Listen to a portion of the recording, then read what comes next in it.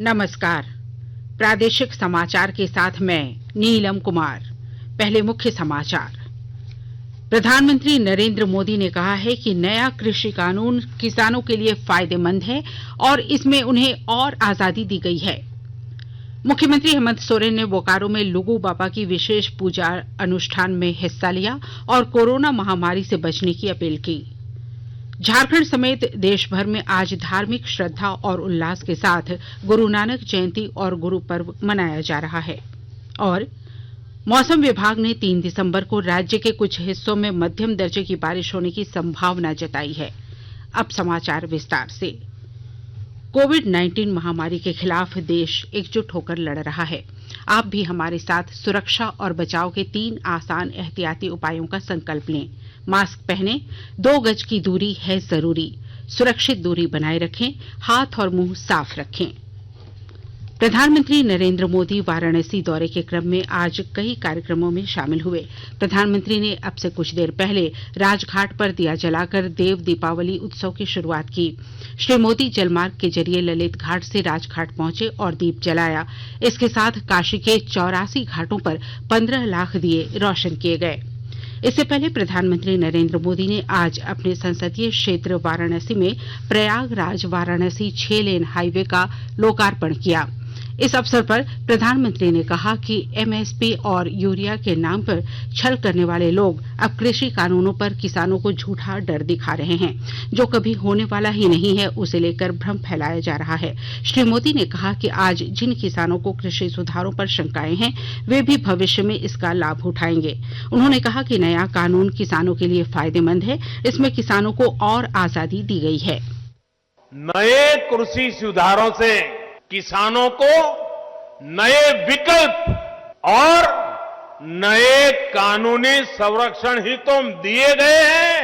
पहले तो मंडी के बाहर हुए लेन देन ही गैर कानूनी माने जाते थे। ऐसे में छोटे किसानों के साथ अक्सर धोखा होता था, विवाद होते थे, क्योंकि छोटा किसान तो मंडी पहुंच ही नहीं पाता था। अब ऐसा नहीं है। अब छोटे से छोटा किसान भी मंडी से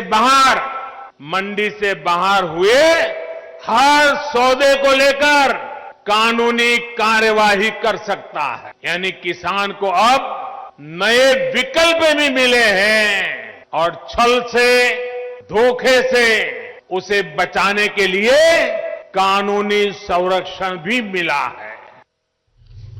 प्रधानमंत्री नरेंद्र मोदी ने कहा है कि प्रयागराज और वाराणसी के बीच उन्नत राजमार्ग से श्रद्धालुओं और पर्यटकों को सुविधा मिलेगी और इससे विकास को और बढ़ावा मिलेगा। प्रधानमंत्री ने आज वाराणसी में राष्ट्रीय राजमार्ग संख्या 19 के प्रयागराज के हंडिया से वाराणसी के राजा तालाब खंड की 6 लेन चौड़ीकरण परियोजना को राष्ट्र को समर्पित किया। लगभग 2,447 करोड़ रुपए की लागत से बनाए गए 73 किलोमीटर लंबे और 6 लेन वाले राष्ट्रीय राजमार्ग संख्या 19 से प्रयागराज और वाराणसी के बीच यात्रा के समय में करीब 1 घंटे की कमी आएगी। प्रधानमंत्री ने कहा कि बुनियादी ढांचे के विकास से गरीबों को सबसे अधिक लाभ होता है, क्योंकि इससे उनके लिए रोजगार के कई अवसर पैदा होते हैं। केंद्र सरकार ने किसानों के कल्याण के लिए कई सुधार किए हैं। किसान अब राज्य के बाहर भी अपनी उपज बेच सकते हैं। परिणाम स्वरूप किसान अब राज्य सरकारों द्वारा निर्धारित मंडियों या बाजारों में बिक्री पर लागू अतिरिक्त बाजार शुल्क, उपकर या लेवी का भुगतान करने के लिए बाध्य नहीं है। केंद्रीय मंत्री प्रकाश जावड़ेकर ने कहा है कि लोग संसद से पारित कृषि सुधारों से संबंधित कानूनों के बारे में कोई गलतफहमी न रखें। एक ट्वीट में उन्होंने कहा कि पंजाब के किसानों ने पिछले साल के मुकाबले इस साल बाजार में ज्यादा और ऊंची दरों पर अपनी फसलें बेची हैं। श्री जावड़ेकर ने स्पष्ट किया कि न्यूनतम समर्थन मूल्य एमसीपी अभी जारी है और मंडियां काम कर रही हैं तथा फसलों की सरकारी खरीद भी चल रही है। मुख्यमंत्री हेमंत सोरेन ने आज कार्तिक पूर्णिमा के मौके पर बोकारो स्थित ललपनिया के लुगुबुरु घाटा बाड़ी धोरोम गाढ़ में आयोजित विशेष अनुष्ठान में हिस्सा लिया। इस अवसर पर उन्होंने कहा कि यह पर्व हमें धार्मिक सहिष्णुता का संदेश देता है। मुख्यमंत्री ने यह भी कहा कि कोरोना संक्रमण का खतरा अभी खत्म नहीं हुआ है, इसलिए सावधानी और सतर्कता बरतने की जरूरत है। प्रधानमंत्री नरेंद्र मोदी ने कोविड-19 टीके विकसित करने वाली 3 टीमों के साथ वर्चुअल बैठक की। ये टीमें पुणे की जिनेवा बायो फार्मास्यूटिकल लिमिटेड और हैदराबाद की बायोलॉजिकल ई लिमिटेड तथा डॉक्टर रेड्डीज लेबोरेटरी की हैं। श्री मोदी ने कोविड-19 महामारी से निपटने का टीका बनाने के लिए इन कंपनियों के वैज्ञानिकों के प्रयासों की सराहना की। टीके के विकास के लिए विभिन्न प्लेटफॉर्मों के सामर्थ्य पर भी चर्चा की गई। प्रधानमंत्री ने इन कंपनियों से कहा कि वे विनियामक प्रक्रियाओं और संबद्ध मुद्दों के बारे में अपने सुझाव तथा विचार दें।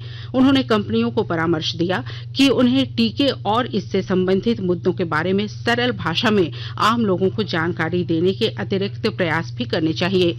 टीके की आपूर्ति सुनिश्चित करने के लिए संभार तंत्र, परिवहन और कोल्ड चेन से संबंधित मुद्दों पर भी चर्चा की गई। जिन टीकों के बारे में चर्चा की गई वे सभी परीक्षण के विभिन्न चरणों में हैं।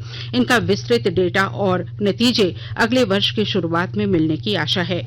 प्रधानमंत्री ने सभी संबंधित विभागों को सलाह दी कि वे विनिर्माताओं के साथ पूरा सहयोग करें ताकि इनके प्रयास से अच्छे नतीजे सामने आए और देश तथा दुनिया की जरूरतें पूरी की जा सके। केंद्र सरकार ने देश के कोविड वैक्सीन विकास मिशन कोविड सुरक्षा के लिए तीसरी किश्त के रूप में 9 अरब रुपए के पैकेज की घोषणा की है।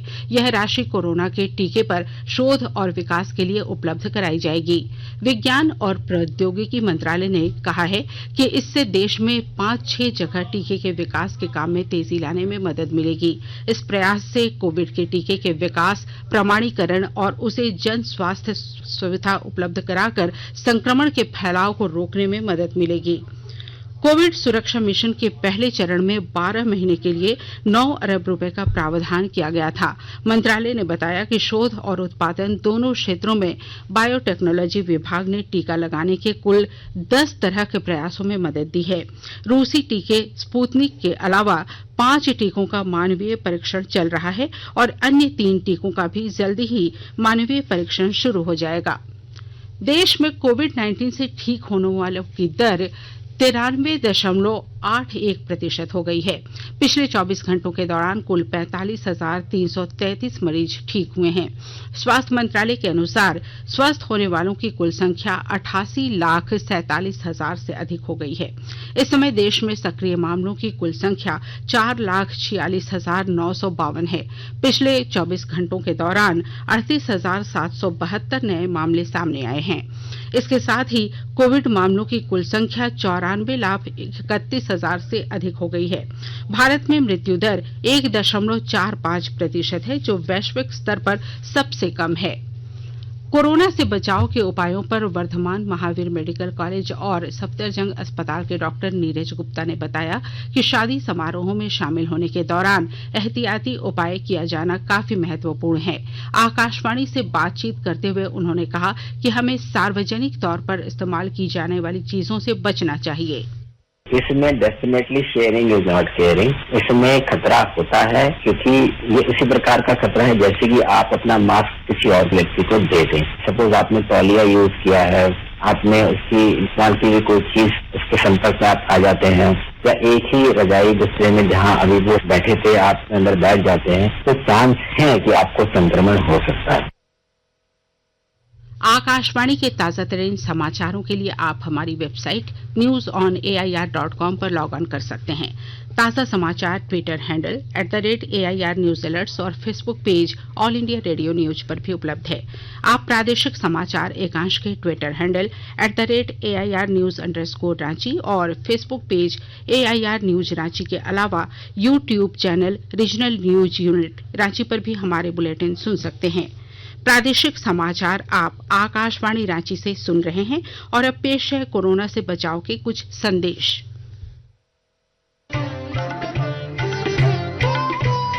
कोविड-19 से बचाव और सुरक्षित रहने के 3 उपाय। मास्क लगाएं, 2 गज दूरी है जरूरी, सुरक्षित दूरी रखें, हाथ और मुंह साफ रखें।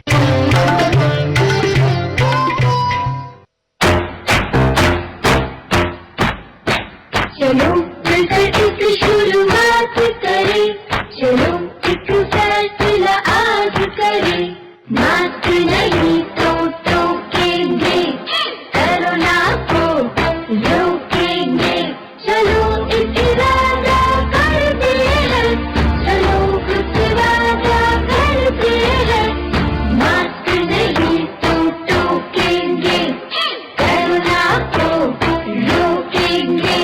भारत सरकार द्वारा जनहित में जारी। गुरु नानक जयंती और गुरु पर्व आज झारखंड समेत देश भर में धार्मिक श्रद्धा और उल्लास के साथ मनाया जा रहा है। यह पर्व सिखों के प्रथम गुरु गुरु नानक देव जी के जन्मोत्सव के उपलक्ष्य में मनाया जाता है। उन्होंने सिख धर्म की स्थापना की थी। इस वर्ष गुरु नानक देव जी का 551वां प्रकाशोत्सव है।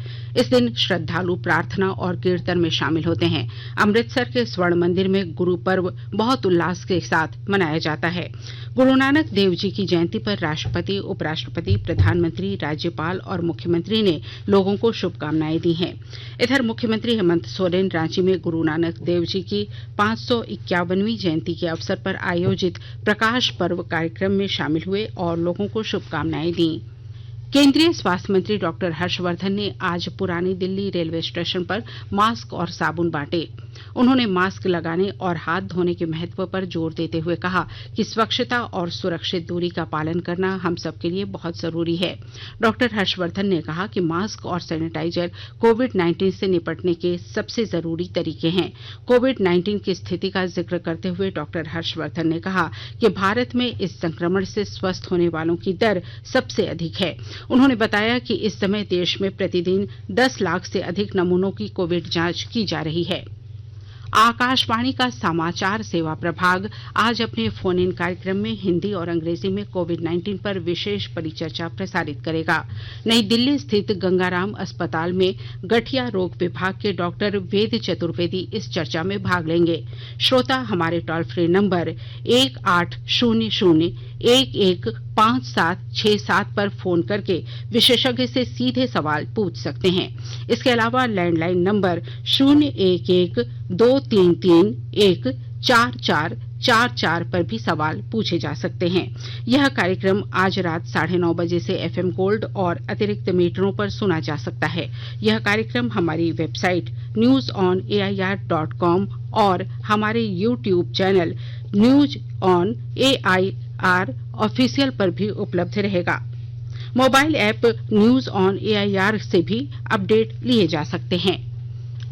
देवघर जिले के उपायुक्त मंजूनाथ भजंत्री ने आज आम लोगों से ऑनलाइन कार्यक्रम के जरिए मुलाकात की। इस दौरान उपायुक्त ने 80 पंचायत के लोगों की समस्याओं को सुना और अधिकारियों को उसके निराकरण के निर्देश दिए। उपायुक्त ने बताया कि कोरोना महामारी के कारण सामाजिक दूरी का ख्याल रखते हुए आम लोगों की समस्याएं सुनने के लिए टॉक टू DC ऑनलाइन कार्यक्रम शुरू किया गया है। रांची रेलवे स्टेशन पर आज रेलवे प्रोटेक्शन फोर्स RPF ने 6 नाबालिग बच्चियों को मानव तस्करों से बचाया। इन सभी को राजधानी एक्सप्रेस से नई दिल्ली ले जाया जा रहा था। फोर्स के इंस्पेक्टर अमिताभ आनंद वर्धन ने बताया कि रेलवे स्टेशन के निरीक्षण के दौरान इन बच्चियों के बारे में जानकारी मिली। पूछताछ के बाद पता चला कि इन्हें घरेलू काम के लिए दिल्ली भेजा जा रहा था, लेकिन बच्चियों को इसके बारे में कोई जानकारी नहीं थी। पुलिस इन तस्करों की गिरफ्तारी का प्रयास कर रही है। मौसम विभाग ने 3 दिसंबर को राज्य के कुछ हिस्सों में हल्की और मध्यम दर्जे की बारिश होने की संभावना जताई है। विभाग के अनुसार पश्चिम बंगाल की खाड़ी में निम्न दबाव का क्षेत्र बन चुका है, जिसके अगले 36 घंटे में डीप डिप्रेशन में बदलने की आशंका है। 24 घंटे के बाद यह और भी ताकतवर हो सकता है। इसी कारण बारिश की संभावना है। साथ ही विभाग ने बताया है कि आने वाले 4 दिनों में तापमान में और गिरावट दर्ज की जाएगी। और अब संक्षिप्त खबरें। कोडरमा जिले की ताराघाटी से पुलिस ने आज एक ट्रक से भारी मात्रा में शराब की बोतलें जब्त की हैं। इन्हें अवैध तरीके से बिहार ले जाया जा रहा था। इंडियन रेड सोसाइटी की ओर से आज लोहरदगा स्थित CRPF कार्यालय में स्वैच्छिक रक्तदान शिविर का आयोजन किया गया। इस शिविर में अधिकारियों और जवानों ने रक्तदान किया। रांची पुलिस ने नामकुम इलाके से जुआ खेलने के आरोप में 7 व्यक्तियों को गिरफ्तार कर जेल भेज दिया है। इनके पास से नकद 65,000 रुपए, 3 स्कूटी, 7 मोबाइल फोन और 3 एटीएम कार्ड जब्त किए गए हैं। जमशेदपुर पुलिस ने आज 5 साइबर अपराधियों को गिरफ्तार किया है। पुलिस ने इनके पास से कई ATM card, passbook, chequebook, pan card और आधार कार्ड जब्त किए हैं। पश्चिमी सिंहभूम जिले के किरीबुरू थाना क्षेत्र स्थित करमपदा सीआरपीएफ कैंप में आज सुबह एक हवलदार ने गोली मारकर आत्महत्या कर ली। मृतक जवान की पहचान उम्मीद सिंह के रूप में की गई है। और अब अंत में मुख्य समाचार एक बार फिर। प्रधानमंत्री नरेंद्र मोदी ने कहा है कि नया कृषि कानून किसानों के लिए फायदेमंद है और इसमें उन्हें और आजादी दी गई है। मुख्यमंत्री हेमंत सोरेन ने बोकारो में लुगु बाबा की विशेष पूजा अनुष्ठान में हिस्सा लिया और कोरोना महामारी से बचने की अपील की। झारखंड समेत देश भर में आज धार्मिक श्रद्धा और उल्लास के साथ गुरु नानक जयंती और गुरु पर्व मनाया जा रहा है। और मौसम विभाग ने 3 दिसंबर को राज्य के कुछ हिस्सों में मध्यम दर्जे की बारिश होने की संभावना जताई है। इसके साथ ही आकाशवाणी रांची से प्रादेशिक समाचार का ये बुलेटिन समाप्त हुआ। नमस्कार। घर में रहिए, सुरक्षित रहिए और सुनते रहिए आकाशवाणी।